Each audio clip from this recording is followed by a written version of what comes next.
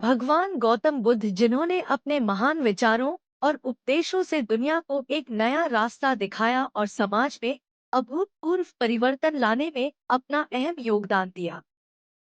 जिनके दिए गए उपदेशों को मानकर कई लोग न सिर्फ अपने जीवन में सफल हुए, बल्कि उनके मन में समाज के प्रति प्रेम, सद्भाव की भावना का भी विकास हुआ।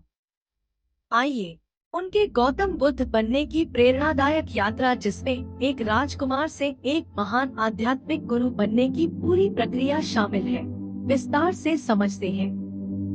गौतम बुद्ध का जन्म 563 ईसा पूर्व नेपाल के लुम्बिनी में हुआ था। उनके बचपन का नाम सिद्धार्थ था। सिद्धार्थ वह जो सिद्धि प्राप्ति के लिए जन्मा हो, अर्थात सिद्ध आत्मा, जिसे सिद्धार्थ ने गौतम बुद्ध बनकर अपने कामों से सिद्ध किया। वे शाक्य गणराज्य के राजा शुद्धोधन और महारानी माया के पुत्र थे। सिद्धार्थ का बचपन अत्यधिक सुख सुविधाओं में बीता। राजा शुद्धोधन ने उन्हें जीवन के सभी दुखों और तकलीफों से दूर रखने का प्रयास किया, ताकि सिद्धार्थ राजमहल के भीतर ही रहे और एक महान राजा बने। राजा शुद्धोधन ने सिद्धार्थ का मन शिक्षा में लगाया, जिसके चलते सिद्धार्थ ने विश्वामित्र से शिक्षा ग्रहण की थी। यही नहीं, गौतम बुद्ध को वेद उपनिषदों के साथ युद्ध कौशल में भी निपुण बनाया गया। वही 16 साल की उम्र में उनके पिता ने सिद्धार्थ की शादी राजकुमारी यशोधरा से कर दी, जिससे उन्हें एक बेटा पैदा हुआ, जिसका नाम राहुल रखा गया। गौतम बुद्ध का मन गृहस्थ जीवन में लगाने के लिए उनके पिता ने उन्हें सभी तरह की सुख सुविधाएं उपलब्ध करवाई। लेकिन जब सिद्धार्थ 29 वर्ष के थे, तब उनके जीवन में एक महत्वपूर्ण मोड़ आया। एक दिन महल से बाहर जाते समय उन्होंने 3 महत्वपूर्ण दृश्य, जिसमें एक बूढ़ा व्यक्ति, एक बीमार व्यक्ति और एक वृद्ध व्यक्ति देखे। इन तीनों दृश्यों ने सिद्धार्थ को गहन में डाल दिया। उन्होंने पहली बार यह महसूस किया कि जीवन नश्वर है और हर व्यक्ति को वृद्धावस्था, बीमारी और मृत्यु का सामना करना पड़ता है। इन घटनाओं ने सिद्धार्थ को जीवन के असली उद्देश्य की खोज के लिए प्रेरित किया। इन दृश्यों के बाद सिद्धार्थ ने यह निर्णय लिया कि वह इस जीवन के दुखों का समाधान खोजेंगे। उन्होंने राजमहल, अपनी पत्नी यशोधरा और नवजात पुत्र राहुल को छोड़ दिया।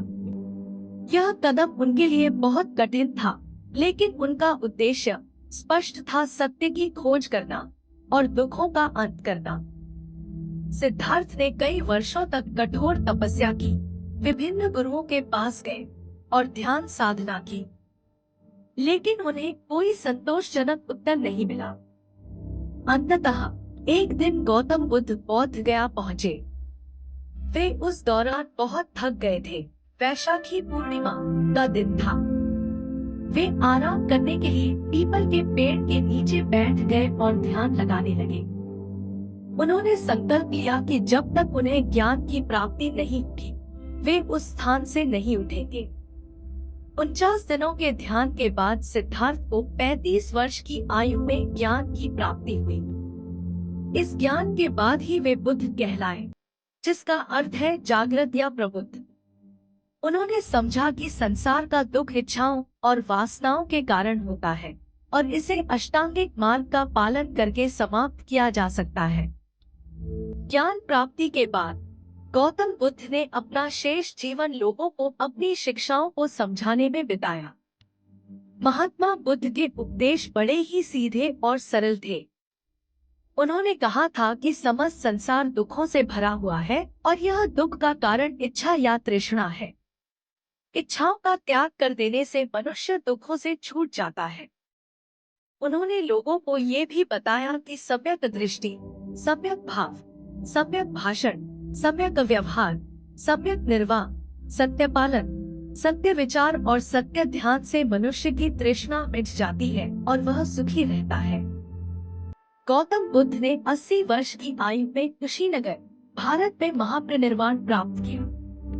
उनका निधन एक प्राकृतिक घटना के रूप में हुआ, जिसे उनके अनुयायियों ने महापरिनिर्वाण कहा। उनका संदेश और शिक्षाएं आज भी प्रासंगिक हैं और दुनिया भर में करोड़ों लोग उनसे प्रेरित होते हैं। गौतम बुद्ध बनने की यात्रा एक आत्मखोज और जीवन के सत्य को समझने की गहरी प्रक्रिया थी।